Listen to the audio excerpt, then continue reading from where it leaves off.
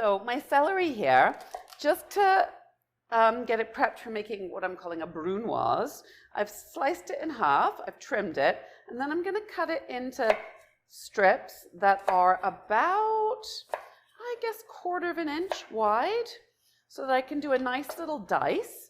I want to see this dice in my filling, so I'm going to try and get a nice even dice of celery. So what I've done here is cut my celery into strips like that, okay? And then I'm going to take my knife and I'm going to run it through and cut nice little cubes out of it.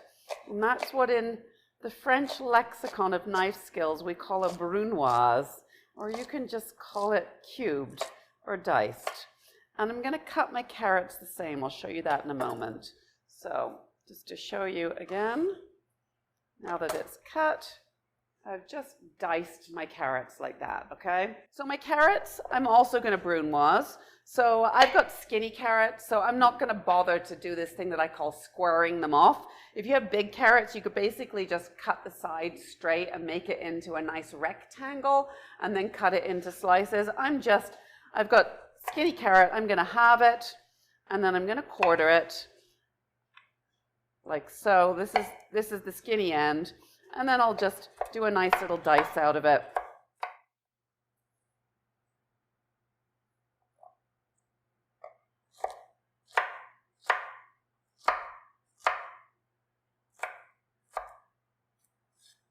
Okay, so that's my carrots. I'm just, as I mentioned, I'm adding them to my celery. There's quite a bit of veggie going into this. It bulks it out and adds color and flavor. So there's my bowl full of veggies ready to go.